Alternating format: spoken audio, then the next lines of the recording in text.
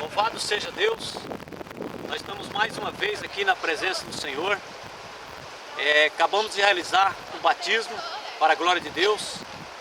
Os irmãos ainda estão alegres, contentes, porque receberam um presente de Deus, receberam uma vitória do Senhor. E nós queremos agradecer ao nosso Deus por esse momento tão especial que Ele tem nos dado, poder estar aqui nesse rio, batizando essas pessoas que acabaram de ser batizadas. E nós só temos que agradecer realmente ao nosso Deus, louvar a Ele por tudo quanto Ele está fazendo na Igreja Missão Evangélica Tempo de Avivamento.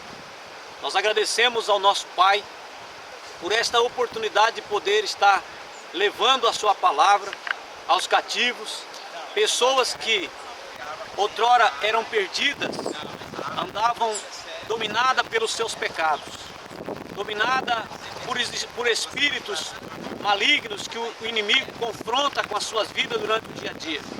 Mas para a glória de Deus, receberam a palavra do Senhor, conheceram o Senhor Jesus, conheceram o Evangelho e hoje vão viver uma novidade de vida. E eu espero também que você, ao assistir esse vídeo, você talvez que distanciou da presença de Deus, você que se afastou dos caminhos do Senhor, que você possa voltar para os caminhos do Senhor, voltar para a presença de Deus, e que você também possa hoje procurar uma igreja para poder aceitar o Senhor Jesus e receber essa novidade de vida. Jesus está à sua espera, os braços do Senhor estão abertos te esperando. Nós temos nosso culto hoje na Igreja Missão Evangélica Tempo de Avivamento, na Rua Leozardo, 1244, no bairro São Conrado, Campo Grande, aqui no Mato Grosso do Sul. E nós aguardamos você no nosso culto às 19 horas.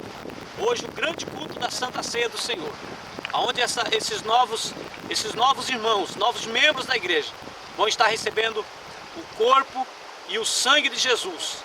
Eles estarão recebendo do Senhor hoje, na igreja, e eu conto também com a oração de cada um de vocês para juntos podermos chegar até este lugar e realizarmos muito mais batismos pelo Senhor, porque o céu tem muita morada, tem muitas casas esperando vidas, pessoas que ainda possam se decidir ao Senhor.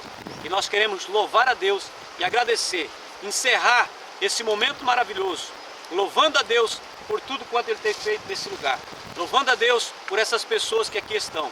E vamos louvar muito mais o Senhor ainda, porque muito mais coisas ainda Deus vai fazer no nosso meio, em nome do Senhor Jesus. Amém. Aleluia. Glória a Deus. Maravilha.